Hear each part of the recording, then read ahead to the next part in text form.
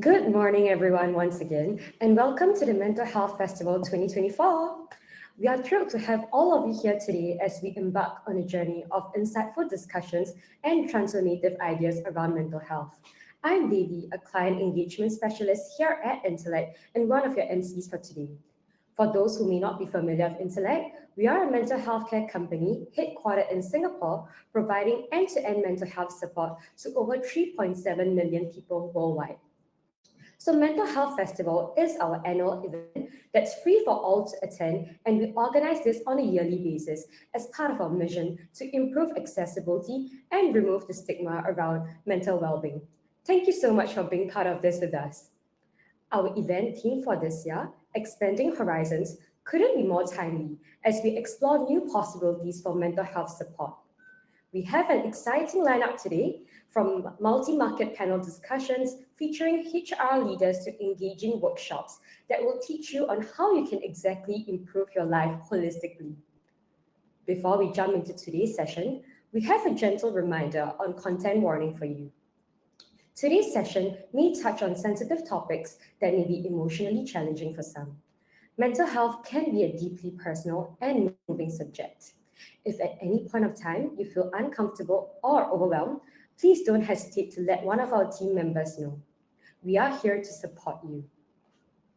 On that note, for our first session of today, we will hear from our very own CEO and co-founder of Intellect, Theodoric, who will share not only the story behind Intellect's growth, but also our vision for the future. At the end of his session, we will also be playing an exclusive message from Singapore's Prime Minister, Mr. Lawrence Wong, for our event attendees. So without further ado, let's welcome Theodoric.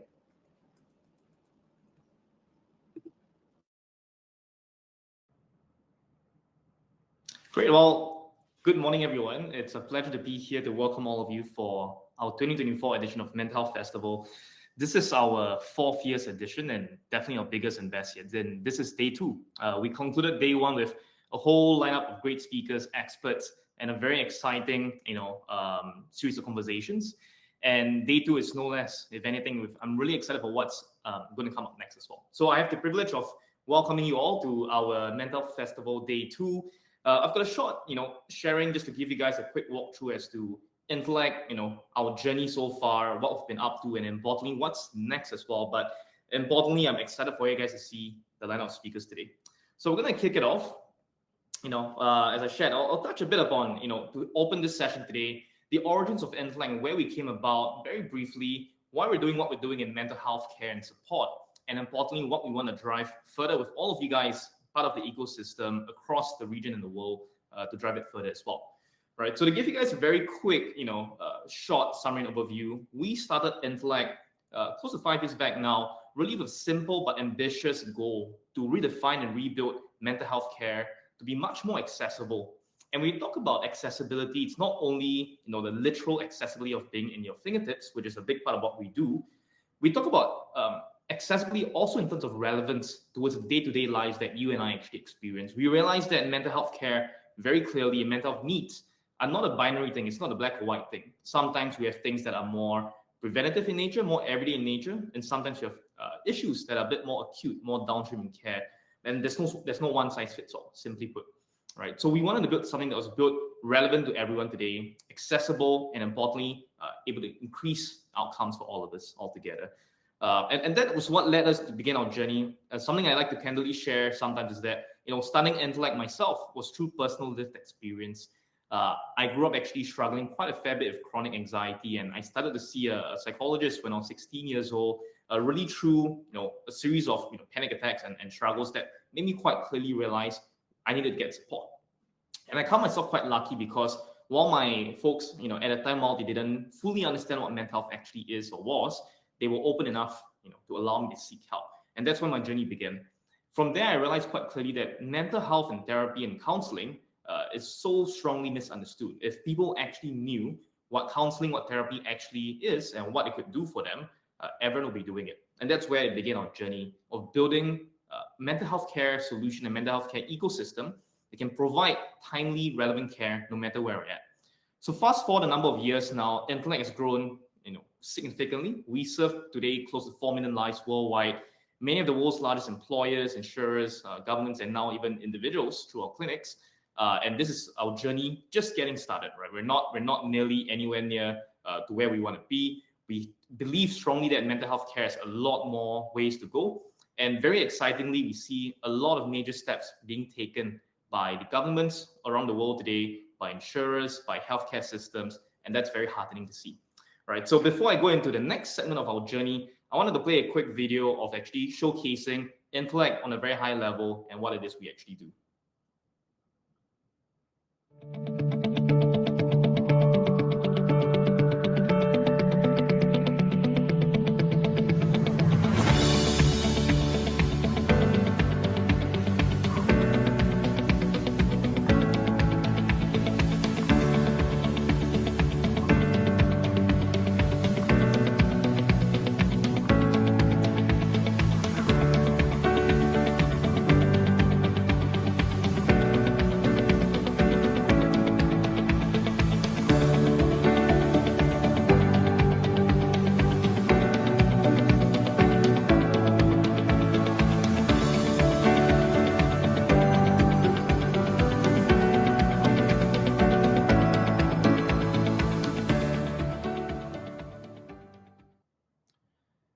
Great. Well, I hope you guys got a good sense as to what it is that we offer. But the focus today really isn't on what it is we do, but that was helpful context. I want to touch a bit more about our journey so far, and importantly, what's next, not only for Intellect, but what we believe the mental health care system looks like as well. So, just a very quick walkthrough. Our journey has grown meaningfully, as I shared. Today, Intellect serves close to 4 million lives worldwide. And one of the biggest things we do is to build very, very localized care, no matter what language, what country you're based in. So basically parity of care for folks everywhere across the world, and this is rapidly growing today. All right.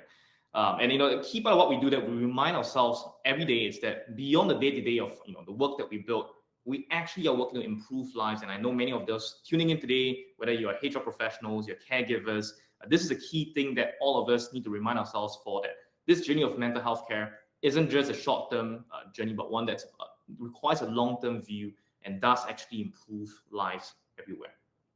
All right.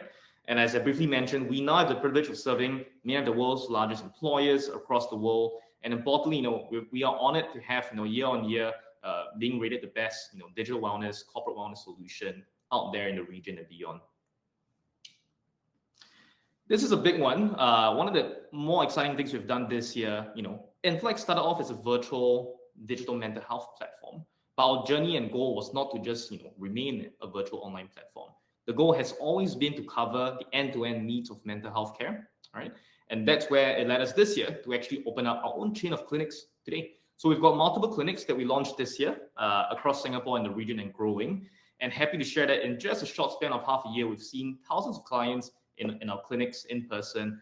And I think this is a strong sign of the awareness, the literacy, as we hear more later today, how people are willing to take steps forward to actually receive care. So I'm really excited about this expansion of what Intellect actually offers across the world. All right. And of course, without forgetting, besides, relying on the key stakeholders in an organization, the HR teams, the administrators out there, there is a strong need for more and more peer supporters, people with first aider skills to actually support care. And I'm very happy to share that, as of last year, Intellect became an official mental first aid accredited training organization. That means simply that we are able to actually certify and train individuals to be mental first aiders. And in just 1 year, we've trained over 1,000 mental first aiders and much, much more coming as well. So this is a strong sign of, encouraging sign to see that people are willing to take a step forward to not only become ambassadors, but also first aiders for mental health care. And this requires, importantly, not only the HR teams, the insurers, the parents, the teachers, but more and more people that can support each other. So this is a big step forward. And before I go into what's next, I think a key thing to call out is Intellect's roots as well. One of the biggest things that we began our journey is to not only be a tech company, a mental health care company, but to be the most clinically backed and evidence-based solution and mental health care firm out there in the region. And happy to share we now have done this extensively. With our leading clinical team in the region, we now have more than 10 published papers, in high impact journals out there, and many more in the works, proving the efficacy of what Intellect actually offers and actually pushing boundaries on the innovation of mental health care. I think what's more important is that beyond just the work that we're doing in the clinical aspects, the key thing here is that we're doing studies on an Asian population, which is oftentimes missing as we extrapolate data from the US and the West. So that's a key thing that we aim to actually provide that really provides that local nuance no matter where you're based in as well. Okay, and with that, I'll go into the last bit about what's next as we see, mental health care developing and growing in the world. All right. So I think firstly, before I jump into the next slide, when we started our journey 5 years back, mental health was not, a must-have at a point in time. A lot of key stakeholders in the ecosystem, the payers, companies, insurers, they saw it more as a nice-to-have at a point, which we know quite well today is not actually the case.